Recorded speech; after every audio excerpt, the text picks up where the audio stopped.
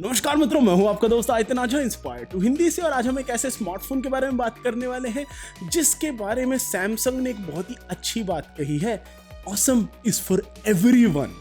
मतलब बढ़िया चीज़ें सबके लिए होनी चाहिए, ये सैमसंग का कहना है। ये मैं भी मानता हूँ कि बढ़िया चीज़ें सबके लिए होनी चाहिए, इसलिए तो मैं सबके लिए वीडियोस बनाता हूँ ताकि आप इन बढ़िया चीज़ों का आनंद अकेले या फिर परिवार के साथ ले सकें। तो दोस्तों, इस वीडियो को अंत तक देखिएगा। और जो लोग यहाँ पे नए हैं उनको मैं बता दूँ, ये वो समय है जब आप अपने फ्रिज में जाएँ और बढ़िया बढ़िया चॉकलेट, स्नैक्स और ये सब निकालें। और अगर आपके पास वो सब नहीं है तो भी साइड से कहीं से मार के थोड़ा सा खाना पीने का सामान ले आइए और बैठिए, आराम से देखिए, इंजॉय कीजिए। शुरुआत करते हैं तड़कते भड़कते सौंदर्य प्रदर्शन के साथ।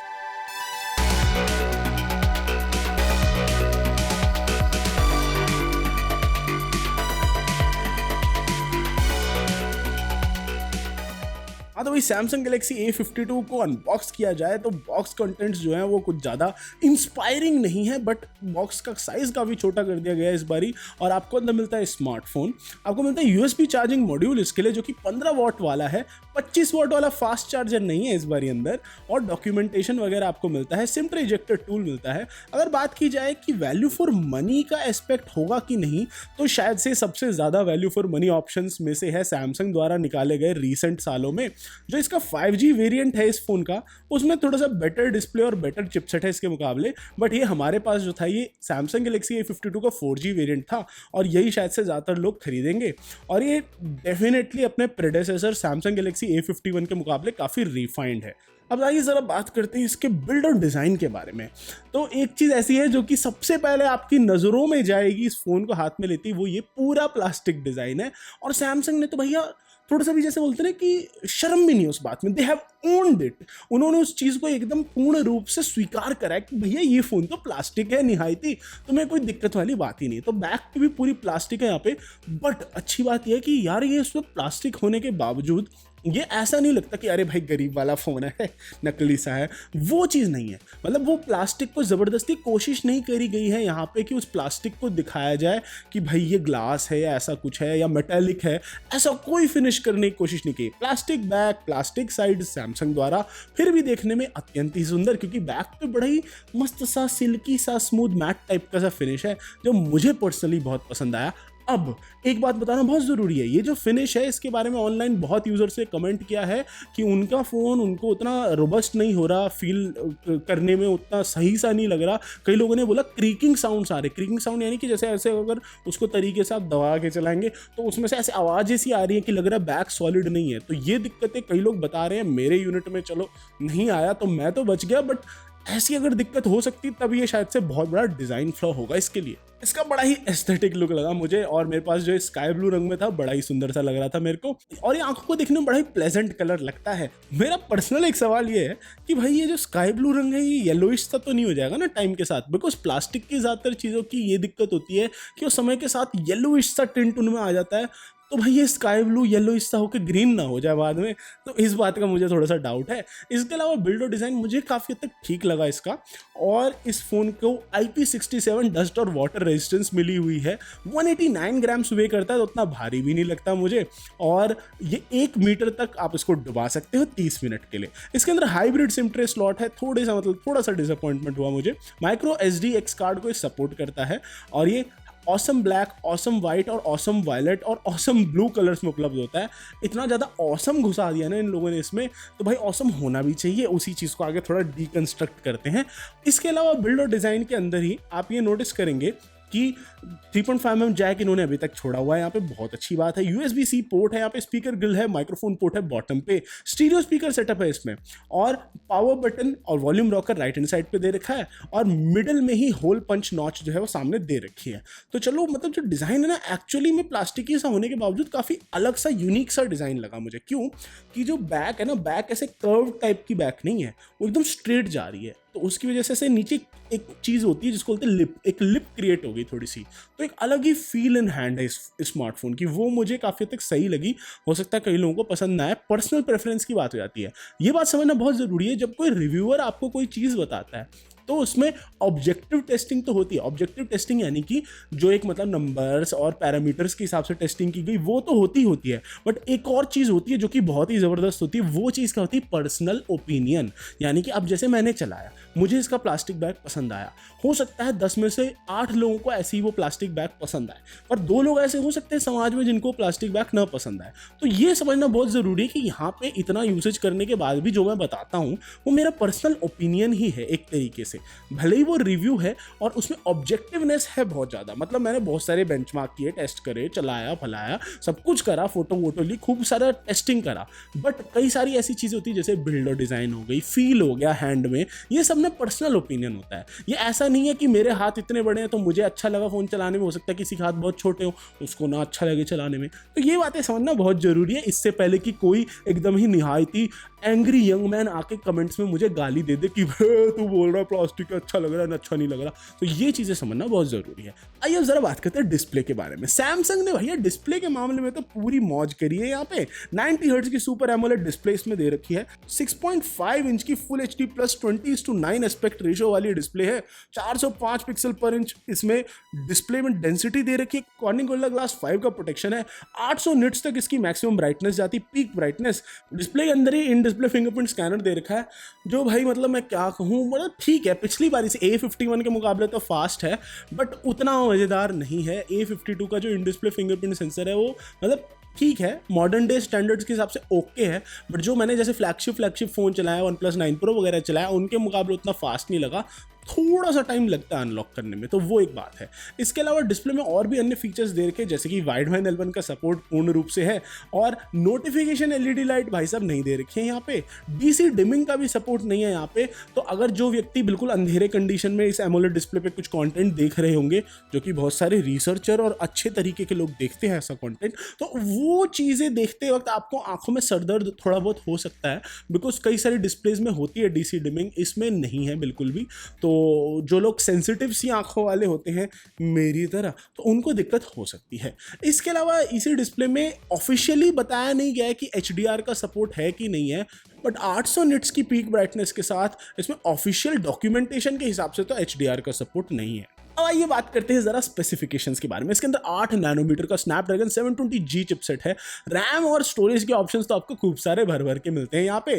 तो ये आपको मिलता है 4, 6 या फिर 8 GB रैम, 128 या फिर 256 GB स्टोरेज। इसके अंदर एड्रीनो 618 GPU है, जो कि हार्ड कोर 90 FPS गेमिंग के लिए तो बिल्कुल भी ठीक नहीं है, उसके लिए तो काफ़ी कम पड़ जाता है उस चीज़ के लिए, but normal day to day आम दिनचर्या के सारे टास्क के लिए एड्रीनो 618 GPU जो है वो काफ़ी हद तक सही, रोबस्ट और फास्ट है। और स्टोरेज जो इंटरनल दे रखा है उसकी भी रीड राइट स्पीड काफ़ी हद तक सही है, तो आप आराम से 2-3 साल तो इस फ़ोन को खींच सकते हो अगर आप अभी लेते हो तो। और इसके अलावा यही गेमिंग की बात की जाए तो भैया मोस्ट गेम्स पर ठीक ठाक परफॉर्म करता है। सैमसंग ने एक सैमसंग गेम लॉन्चर भी इसमें दे रखा है, जो कि परफॉर्मेंस को थोड़ा सा बूस्ट करता है, थोड़ा लिटिल मार्जिन से थोड़ा बहुत अपना ट्विक विक कर देता है। और इसके अलावा लाइट वेट गेम्स जो होती हैं उनको आराम से 90 FPS पे रन कर सकता है अगर उन पे सपोर्टेड है, ठीक है, क्योंकि डिस्प्ले 90 FPS वाली है। बट एक्चुअली में बड़ी कम गेम होती है आज के टाइम पे जो कि प्रॉपर 90 FPS गेमिंग को सपोर्ट करती हैं। और उन गेम्स में से अगर कोई ऐसा गेम है जो बहुत ही हार्डकोर लेवल का है तो उसको तो ऑलरेडी इसका एड्रीनो 618 उसको चलाते मर जाता है। तो वो चीज़ एक ऐसी जो आपको समझ में आनी चाहिए। मोस्टली गेम्स को 60 हर्ट्ज पे चलाने में आपको ज़्यादा फायदा होगा लॉन्ग टर्म में, क्योंकि वो 90 हर्ट्ज तक खींचने वाला परफॉर्मेंस वाला चिपसेट ही नहीं है इसके अंदर। तो ये बात समझना बहुत ज़रूरी है। वहीं अगर आप इसका 5G वर्जन ले रहे होते तो आपको शायद से थोड़ा बेटर चिपसेट मिल जाता, या फिर अगर आप गेमिंग एंथुसियास्ट ही हो तो भैया वीडियो के एंड में मैं आपको और रिकमेंडेशंस दूंगा, वो फ़ोन आप देख सकते हो। अब आइए जरा बात करते हैं कैमरा के बारे में। सैमसंग ने भैया बोला ऑसम इज फॉर एवरीवन, तो यानी कि उसमें उन्होंने बोला कि ऑसम कैमरा भैया ऑसम। तो इन्होंने जो सेंसर यूज़ करा है यहाँ पे मेन कैमरा सेंसर, वो एक्चुअली में इस प्राइस के हिसाब से काफ़ी हद तक सही है, क्योंकि वो इस प्राइस पॉइंट पे एक ऐसा सेंसर है जो कि OIS के साथ आता है। तो इसमें है 64 मेगापिक्सल का क्वाड वेयर f1.8 अपर्चर वाला main sensor, 0.8 micrometer pixel size, 4:1 pixel binning करता है ये सेंसर जो है, फेस डिटेक्शन ऑटो फोकस इसमें है। और इसके अंदर जो OIS है उसके साथ अगर आप सुपर स्टेडी टाइप की वीडियो बनाओगे तो वो सिर्फ 1080p वीडियो में पॉसिबल होगा। 4K वीडियो में स्टेबलाइजेशन होती है, बट वो 1080p वीडियो में जितनी स्टेबलाइजेशन दे रहा होता है उतनी हाई लेवल की नहीं होती है। तो ये भी बात एक आपके जानने लायक है। इसके अलावा अन्य सेंसर्स की बात की जाए तो इसके अंदर 12 मेगापिक्सल का f2.2 अपर्चर का अल्ट्रा वाइड सेंसर है, जिसमें 1.12 माइक्रोमीटर पिक्सल साइज है। एक 5 मेगापिक्सल का मैक्रो सेंसर है जो कि ऑनेस्टली कचरा नहीं है, क्योंकि 2 मेगापिक्सल के सेंसर्स हमने बहुत देख लिए, उनके मुकाबले तो उसकी क्वालिटी काफ़ी हद तक मुझे सही लगी। और एक 5 मेगापिक्सल का f2.4 डेप्थ सेंसर भी है यहाँ पे। जो सेल्फी कैमरा है वो 32 मेगापिक्सल का f2.2 अपर्चर वाला है, वो भी एक क्वाड बेयर सेंसर है, यानी कि वो भी 4:1 पिक्सल बिनिंग कर रहा होता है और आपको फाइनल इमेज जो होती है वो बढ़िया क्वालिटी वाली वो दे रहा होता है 12 मेगापिक्सल की। इसी के अलावा इसी फ्रंट कैमरा से आप 4K वीडियो भी शूट कर सकते हो। तो ये एक बात बहुत बढ़िया है इसमें कि फ्रंट और बैक दोनों कैमरा से आप 4K वीडियो शूट कर सकते हो। गायरो EOS का सपोर्ट दे रखा है प्राइमरी कैमरा पे भी। और अगर आप एक ऐसे व्यक्ति जो छेड़खानी में बहुत ज़्यादा यकीन करते हैं, जो कि एक्चुअली में उतना आपको करना नहीं चाहिए, तो अगर आप छेड़खानी में यकीन करने वाले व्यक्ति हैं तो इस पर Gcam मोड जो है वो चल जाएगा। प्लीज़ कैंसल कल्चर वालों, मेरे को कैंसिल मत कर देना इस बात पे। उस वाली छेड़खानी की बात नहीं हो रही है, मैं अंग्रेजी वाले टिंकरिंग के बारे में बात कर रहा हूँ। तो जिस पे Gcam मोड चलने से मतलब जो कैमरा एल्गोरिथम्स वगैरह है उनमें थोड़ी बहुत इंप्रूवमेंट्स तो डेफिनेटली देखने को मिलती हैं। ये रहे कुछ simultaneous Gcam versus normal shot comparison, तो वो चीज़ मुझे अच्छी देखने को मिली कि अगर ये लोग इसमें Exynos चिपसेट यूज़ कर लेते तो भैया Gcam मोड को तो बोलो बाय बाय। तो इसमें क्योंकि इन्होंने स्नैपड्रैगन 720G यूज़ करा है तो हम वो थोड़ा बहुत छेड़खानी कर पा रहे हैं इस पर और कुछ अलग से चला पा रहे हैं, तो वो भैया वेल एंड गुड। और अगर कैमरा की ही और बात की जाए तो जो नेटिव मेन सेंसर है उसमें और अल्ट्रा वाइड कैमरा सेंसर के बीच में सिग्निफिकेंट कलर शिफ्ट देखने को मिला, यानी कि कलर्स में काफ़ी डिफरेंस है दोनों के बीच में। ये जो डिफरेंसेस थे इनको मैंने Gcam यूज़ करके रिजॉल्व कर लिया। तो भैया इसका मतलब प्रोसेसिंग में कहीं दिक्कत है शायद सैमसंग की तरफ से।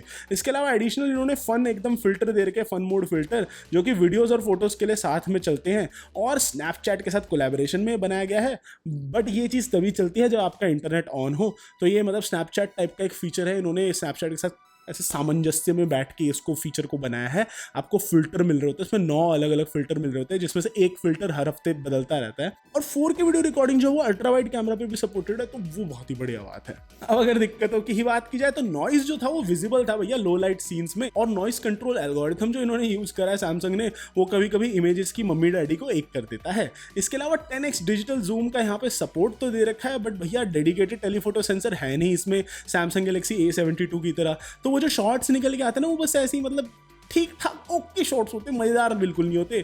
लो लाइट में अल्ट्रा वाइड फोटोज जो आती हैं वो एकदम ही मीडियोकर टाइप की आती है, एकदम ही एवरेज फोटोज आती है, मतलब एवरेज से भी थोड़ा नीचे ही बोलूँगा उसको।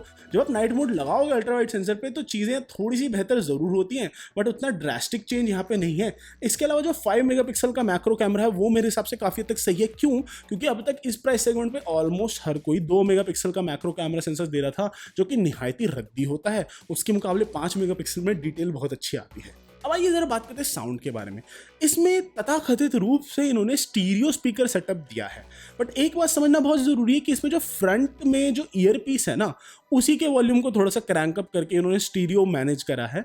तो उसमें दिक्कत एक छोटी सी ये आती है कि वो जो स्टीरियो है ना, वो ट्रू स्टीरियो वाली फीलिंग नहीं देता। मतलब कि नीचे वाला स्पीकर थोड़ा ज़्यादा वॉल्यूम फेंक रहा है और ऊपर ईयर पीस वाला स्पीकर थोड़ी कम वॉल्यूम फेंक रहा है। डेफिनेटली गुड है गेम्स खेलते वक्त, मूवीज़ देखते वक्त, बट उतना मज़ा नहीं आता है। अच्छी बात यह है कि भैया 3.5mm जैक इन्होंने दे रखा है। ओवरऑल साउंड मुझे पसंद आया। स्टीरियो इंप्लीमेंटेशन उतना परफेक्ट नहीं है, बट ठीक है यार, सही तो चलता है कम से कम। और इसके अंदर इन्होंने डॉल्बी एटमॉस का भी सपोर्ट दे रखा है, तो वो बढ़िया है। अगर आप डॉल्बी एटमॉस को ऑफ करेंगे तो आपको थोड़ी सी ज़्यादा मैक्सिमम वॉल्यूम इस पर मिलेगी, बट डॉल्बी एटमॉस जब ऑन हो तब भी आपको मैक्सिमम वॉल्यूम काफ़ी हद तक सही मिल रही है। और इस प्राइस सेगमेंट के हिसाब से इसका वॉल्यूम काफ़ी हद तक सही है। भीड़ भाड़ भरे इलाके में या शोर भरे इलाके में भी आपको ये फ़ोन बजता हुआ सुनाई दे जाएगा, तो वो इसका एक बढ़िया फीचर है। आइए बैटरी के बारे में बात करते हैं, क्योंकि ये ऑलमोस्ट मिड रेंज के इस प्राइस सेगमेंट पे आता है 25-26 हज़ार के आसपास। और उस प्राइस सेगमेंट में भाई बंदा बैटरी तो देखता ही देखता है, बिकॉज उसी प्राइस सेगमेंट में क्या होता है कि सबने थोड़ा बहुत बैटरी ऊपर नीचे कर रखी होती है। सस्ते फ़ोनों में तो भैया ऐसी कोई दिक्कत ही नहीं होती।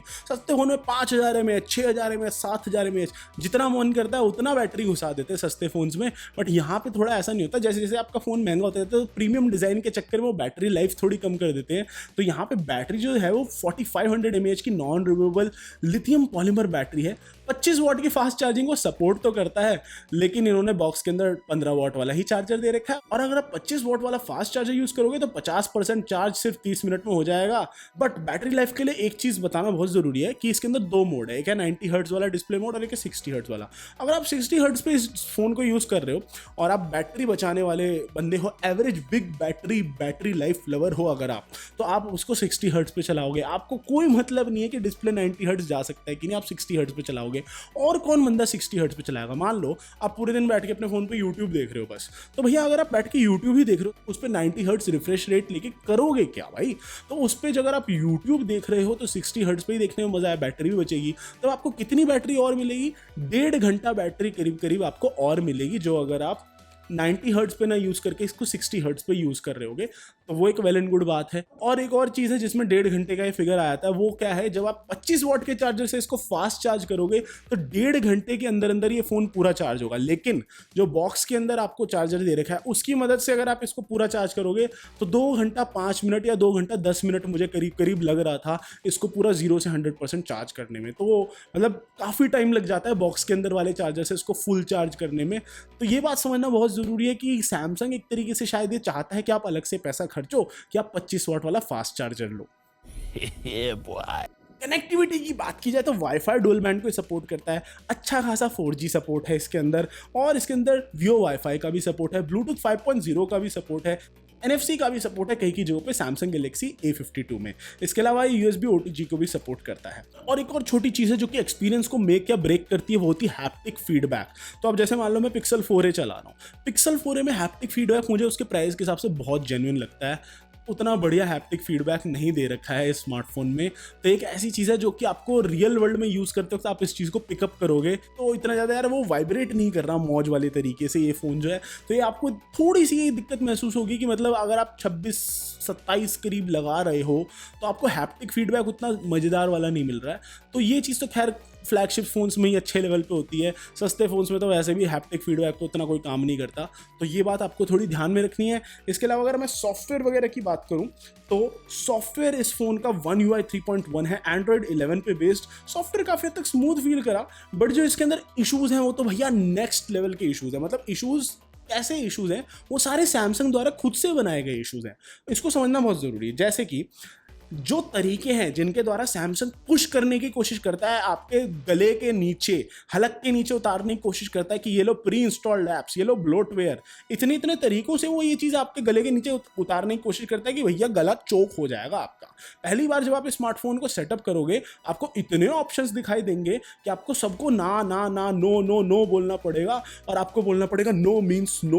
कंसेंट भी एक चीज़ होती है, कंसेंट लिए बिना ही आप प्री बंडल्ड ब्लोटवेयर ऐप इतने सारे घुसा रहे हो। कितनी बारी तो लोग आम जनता होती है उसको तो पता ही नहीं होता भाई कि भाई मतलब ब्लोटवेयर ऐप्स हैं क्या, ये सैमसंग वाले यस यस क्यों करवा रहे इतना। वो कहते हैं यस कर आगे बढ़ा आगे बढ़ा। और ये जो यस कर आगे बढ़ा वाली चीज़ होती है ना, इसी के अंदर आपके फ़ोन के अंदर दुनिया भर के ऐप्स और ब्लोटवेयर नोटिफिकेशंस आ जाते हैं।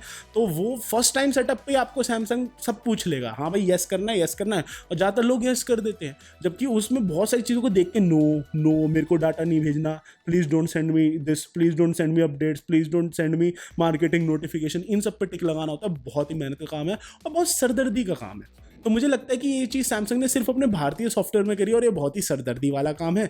ऐसा बिल्कुल भी नहीं करना चाहिए, खासकर 26,000 रुपये का फ़ोन लेके भी अगर आपको एड्स के साथ झेलना पड़े तो बड़ा ही रोने वाली बात है।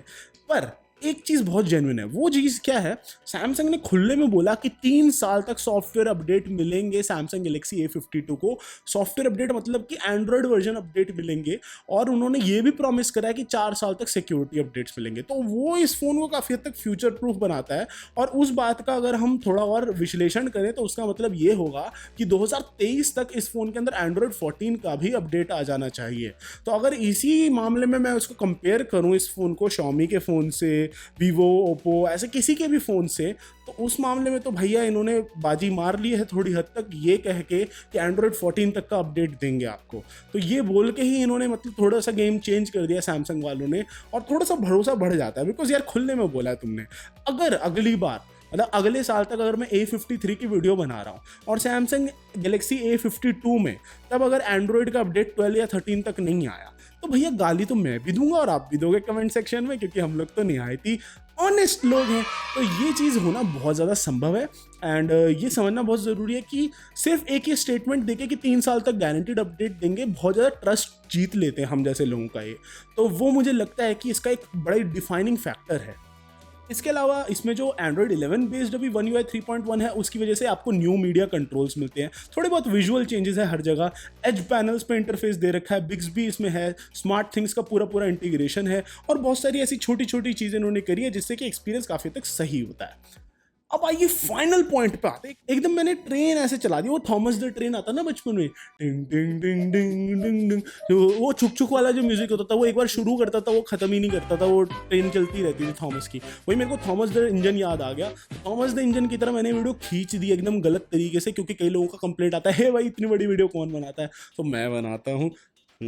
तो इतनी बड़ी वीडियो बनाने के बाद और सब कुछ जानने और समझने के बाद प्राइस और कंक्लूजन पे आया जाए, तो भैया ये फ़ोन का प्राइसिंग ये है कि भारत में इसका 6 128 GB वाला वर्जन मिलता है 26,499 पे, और 8 128 GB वाला वर्जन मिलता है 27,999 पे। अब अगर कंपटीशन की बात की जाए तो Poco X3 Pro, Redmi Note 10 Pro, OnePlus Nord 5G वाला और बड़े सारे और छोटे मोटे और अन्य फ़ोन्स हैं जो कि इसके साथ मेन प्राइमरी कंपटीशन में है। अब यार यहाँ पे एक बात समझना बहुत ज़रूरी है, सैमसंग ने ना बहुत बढ़िया वाली दिमागदार वाली गेम खेली यहाँ पे।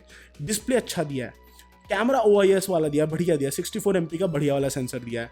इन्होंने सॉफ्टवेयर अपडेट्स में बोल दिया भैया 3 साल तक सॉफ्टवेयर अपडेट देंगे। बैटरी भी चलो ठीक ठाक है, उतनी कोई चमत्कारी नहीं है बट ठीक ठाक है, आपकी आराम से एक दिन 1 डे प्लस बैटरी लाइफ है आराम से एवरेज यूजर्स के लिए। हैवी यूजर्स के लिए मैं नहीं बोलूँगा। गेमिंग और हार्डकोर परफॉर्मेंस के मामले में थोड़ा सा पीछे है, बट ऑलमोस्ट हर एक चीज़ पे एकदम बैलेंस स्मार्टफोन है, एक बड़ा बैलेंस स्मार्टफोन है। और जो लोग ऐसे व्यक्ति होते हैं ना जिनको एग्जैक्टली मेटल और शीशे वाला डिज़ाइन नहीं लेना, उनके लिए इसका प्लास्टिक डिज़ाइन भी बहुत हद तक चल जाएगा। अच्छा, आपको सही में देखना है कि ये प्लास्टिक डिज़ाइन कैसा लगता है, भाई क्या करो, आसपास के कहीं सैमसंग के शोरूम में जाओ, सेंटर में जाओ, जाके जरा A52 को हाथ में चला के देखो। वीडियो में मैंने दिखा दिया, तुमने देख लिया, बहुत कुछ हो गया, पर वो जो फील होती है ना कि मुझे ये चीज़ लेनी है कि नहीं लेनी है, एक बार उसको हाथ में चला के देखो। अगर आपको प्लास्टिक बॉडी बेकार लग रही है तो well and good, but personally मैं कहता हूँ कि 10 में से 9 लोगों को प्लास्टिक बॉडी काफ़ी हद तक पसंद आएगी, और वो डिज़ाइन काफ़ी हद तक सोचा समझा कैलकुलेटेड डिज़ाइन चॉइस है, जो कि काफ़ी बढ़िया भी लगता है देखने में। तो वो और बहुत सारी अन्य चीज़ें जो इन्होंने करी हैं, और एक प्राइस पॉइंट सही सा रखा है 26,000 के आसपास, वो इसको काफ़ी एक लुक्रेटिव सा फ़ोन बनाता है। वहीं अगर आप और भी बहुत सारी चीज़ों को देखो, जैसे कि फॉर एग्जांपल इनका एक गैलेक्सी M51 भी है जो कि इसी प्राइस पॉइंट के बड़ा नज़दीक सा आता है। उसकी अपनी थोड़ी बहुत स्ट्रेंथ्स हैं, जैसे कि उसमें 7000 mAh की बैटरी है, उसका जो GPU है वो थोड़ा इससे ज़्यादा पावरफुल है। बट सच्चाई बोली जाए तो सैमसंग ने जो इस बार स्लोगन दिया ना, ऑसम इज़ फॉर एवरीवन, वो शायद से इस फ़ोन पे बड़े ही पर्टिकुलर तरीके से लागू होता है। मे बी A72 के ऊपर वो उतना लागू ना होता हो, बट इस पर्टिकुलर फ़ोन के साथ उन्होंने काफ़ी हद तक सही निकाला है कि जो अगर बंदा 26-27 हज़ार पे फ़ोन ले रहा होगा तो वो ये चॉइस ले सकता है, और वो शायद उतना ज़्यादा दुखी नहीं होगा, बशर्ते उसको ऐड डिसेबल करना आता हो। तो भैया ये चीज़ समझना बहुत ज़रूरी है। तो दोस्तों इस वीडियो के लिए इतना ही। अगर आपको वीडियो पसंद आया तो नीचे जो वो सब्सक्राइब वाला बटन है उसके ऊपर एकदम कूद जाओ, फान जाओ, उसको एकदम दुखी कर दो, और उसके बाद एक छोटी सी घंटी होती है बगल में, उसको श्रद्धालुओं के बजा दो, और हमेशा की तरह सतत निरंतर आगे बढ़ने के लिए प्रेरित रहिए।